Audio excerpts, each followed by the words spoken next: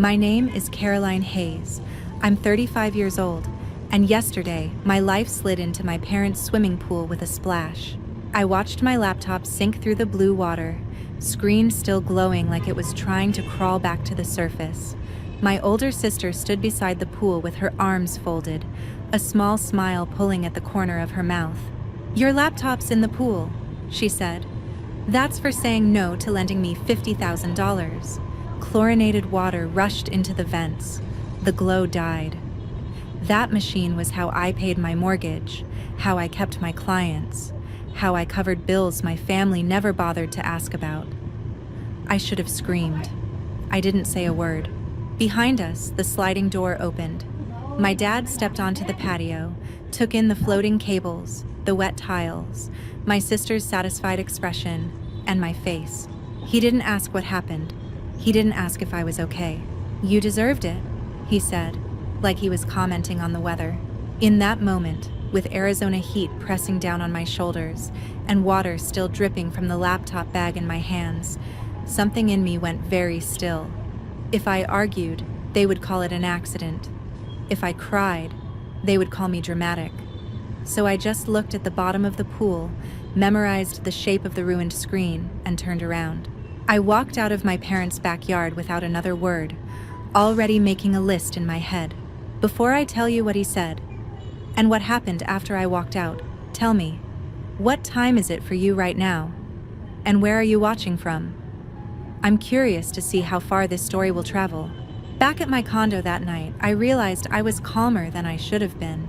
I set the dripping laptop bag on the kitchen counter and reached for the only other computer I owned, an older machine I kept for emergencies.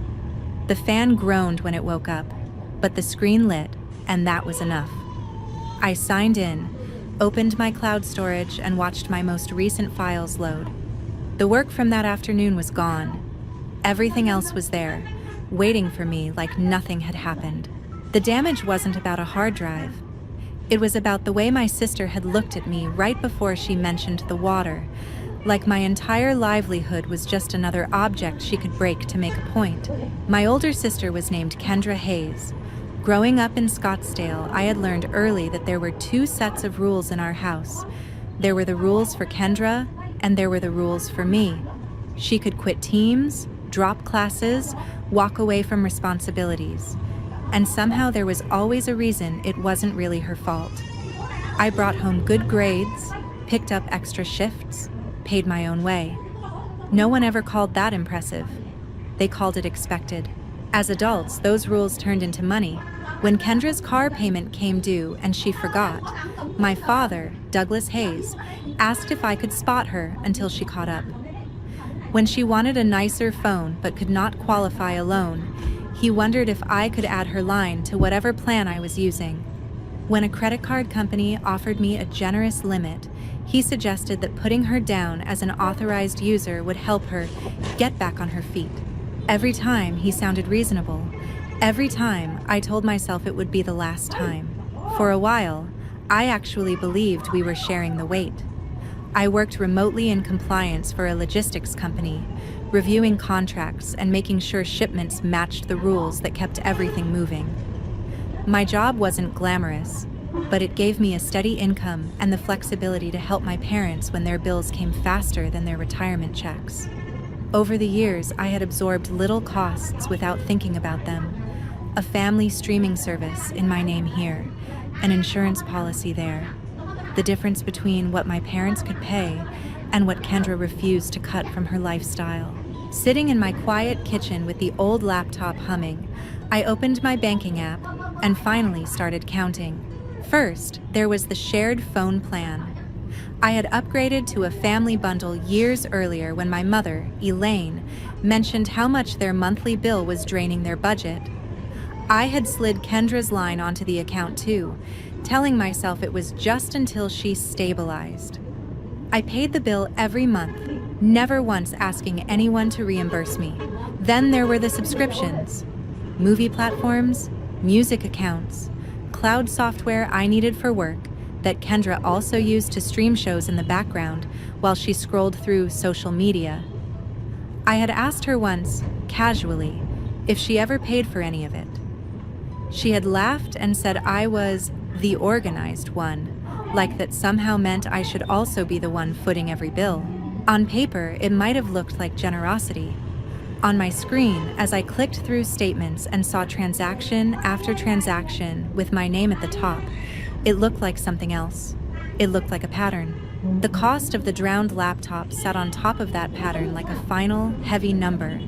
It wasn't just the price tag, which was close to $3,000. It was the lost hours of work, the deadlines I would have to renegotiate, the quiet expectation that I would swallow the loss because that was what I had always done. For the first time, I asked myself what would happen if I stopped. I closed my banking app, opened a blank document, and typed my own name at the top. Then, line by line, I started listing every place my sister's life was wired into mine. The night stretched on. On my screen, the document I had opened stopped looking like a simple list and started to feel like an X-ray. Each line was another place where my sister's weight sat on my shoulders. I scrolled slowly, adding details I had ignored for years, giving every vague favor a concrete label. There was the family phone plan, the one I had switched into my name because my parents were tired of arguing with the provider. The monthly payment left my account automatically. Kendra's line was rolled into that bundle, and the bill never landed in her inbox. She enjoyed the latest upgrade while I treated the charge like any other fixed expense, something as ordinary as electricity. Next came subscriptions linked to my email, movie platforms, music apps, a shared account for workout videos that my mother used a few times a week, and Kendra turned on in the background while she complained about being exhausted. I paid the annual fee for a storage app that backed up everyone's photos, even though I was the only one who remembered the password. There were little transfers too, amounts that had felt harmless in the moment. A few $100s here so Kendra would not overdraft before payday. A split bill there where she promised to send her portion and never did. I saw my name on the incoming deposits from my job, then my name on charges tied to her comfort. Once the page filled, I leaned back and stared at it. The numbers were not enormous on their own. None of them matched the price of the laptop that had sunk to the bottom of the pool.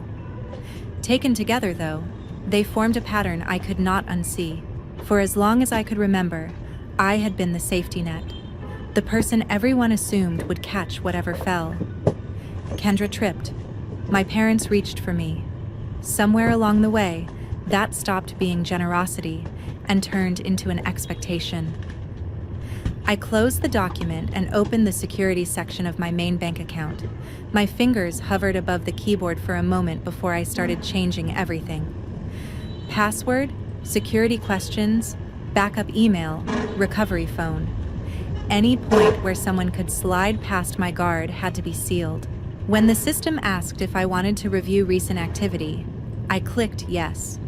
Call logs from customer service appeared on the screen.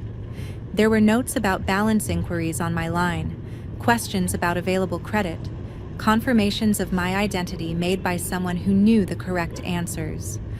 I read the timestamps and tried to remember where I had been on those days. At work, on calls, visiting my parents. None of those inquiries were mine. I removed every secondary contact from the account. No more shared verification, no more favors in case someone needed to confirm who I was. If the bank wanted to reach me, they would reach me directly. No one else would be allowed to stand in for me again. From there, I moved to the accounts that controlled access instead of cash, the storage service that held our family photos, the password manager I had once set up to keep my parents from writing logins on scraps of paper, the cloud software my job depended on. One by one, I changed credentials, disabled saved devices, and logged out every session that did not belong to me.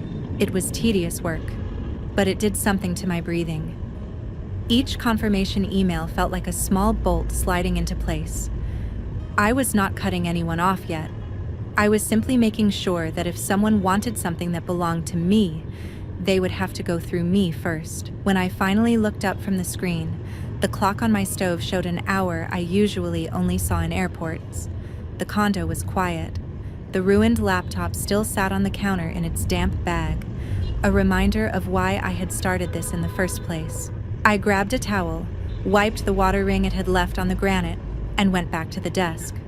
There were still other accounts to review, but I wanted my next steps to be deliberate. Just before sunrise, I made coffee and opened my laptop again. The condo felt smaller than it had the night before. Outside, Scottsdale was still dark. I wrapped my hands around the mug and tried to decide how far I was willing to go. Changing passwords was one thing. Touching anything that looked like a home was something else. For years, my parents had talked about planning ahead. They worried about taxes and what would happen to the house if one of them got sick.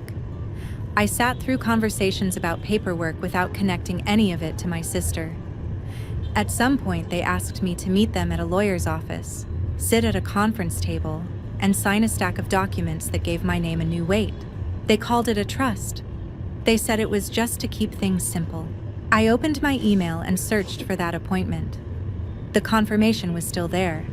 The subject line mentioned a revocable trust and the address of my parents' property. I knew I needed details that did not live in my inbox. A portal link sat a few lines below. I clicked it, entered the login I had saved, and pulled up the documents attached to my signature. The trust listed my parents as the current occupants and me as the successor trustee. It also listed an investment property across town, a smaller place with a yard and an aging palm tree I had almost forgotten. That second address had a single name on the deed, mine. Legally, the stucco house on the other side of Scottsdale belonged to me, not to my parents, and not to Kendra. The understanding that Kendra would use it until she figured things out did not appear anywhere in the paperwork. I thought about the way she described that house whenever she posted photos from the backyard. She called it her place. She talked about my little home and my desert view, like the mortgage and the taxes floated in from nowhere. I could hear my father saying that families shared what they had. I could also hear the word he had used by the pool when my laptop sank: deserved. I read through the trust language again, this time looking for the conditions I had ignored. If the property stopped being treated as a rental, control shifted to the person named on the title. If expenses went unpaid, that person decided what happened next. That person was me. I did not want another scene in a driveway or on a patio. I wanted a record.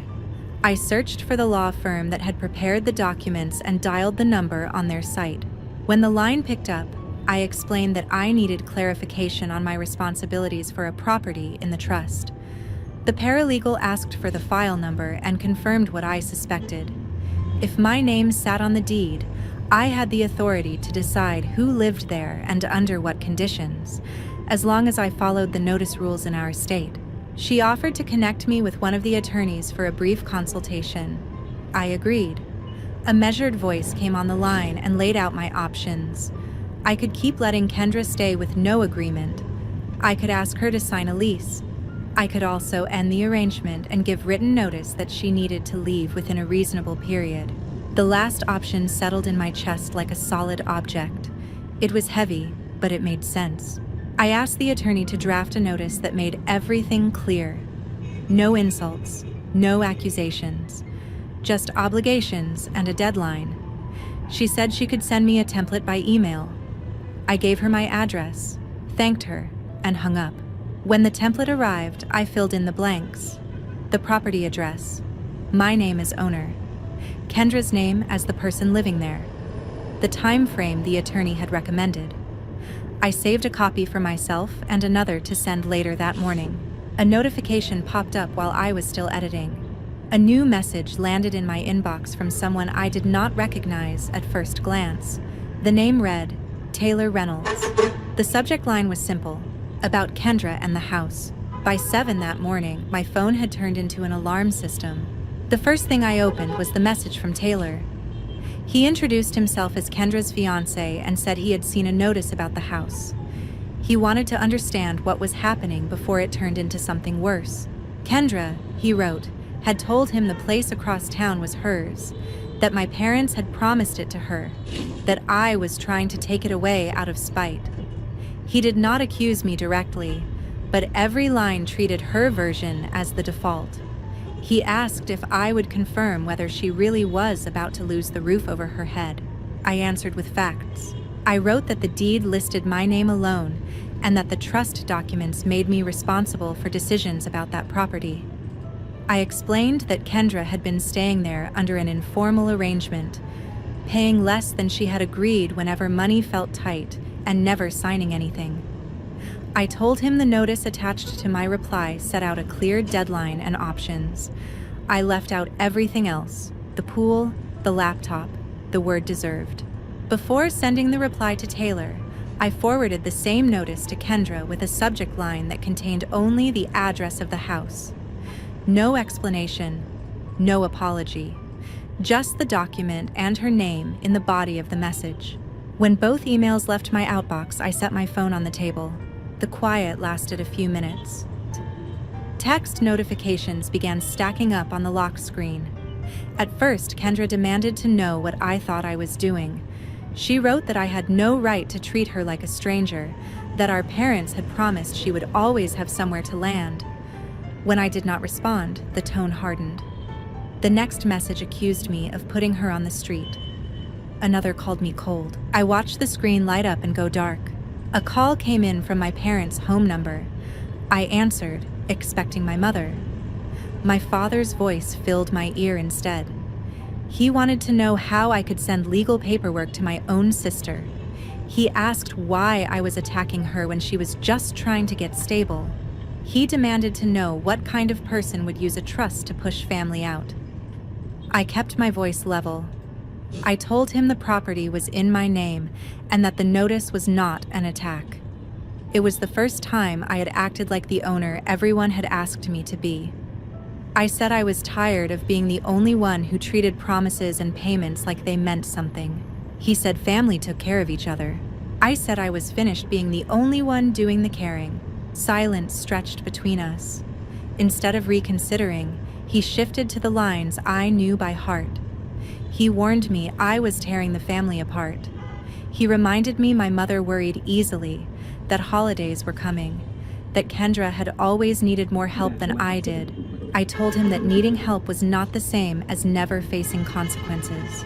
He did not like that answer. His tone went flat.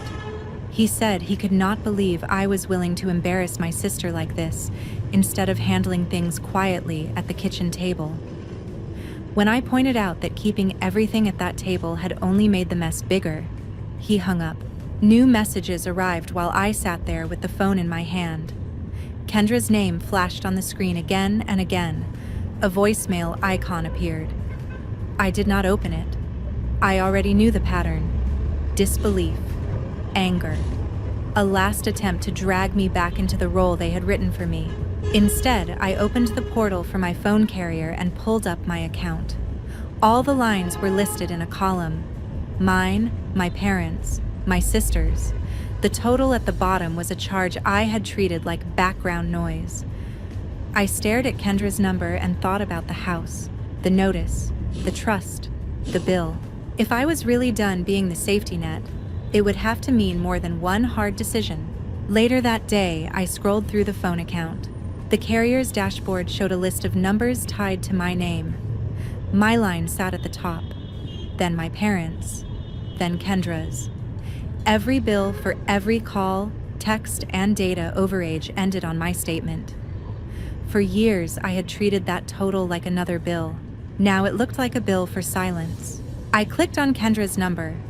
The usage chart was full of late-night calls and video streaming, spikes of data whenever she grew bored or anxious.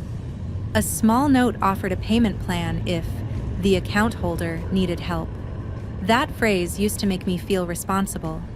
Today, it made me feel naive. The site gave me a choice: remove her line at the next billing cycle or suspend service immediately. The second option came with a warning about inconvenience. Suspending service meant she would wake up without a working phone. She would have to call the carrier herself, set up her own account, pay a deposit, and sign her own agreement. It would be the first time she stood on her own paperwork.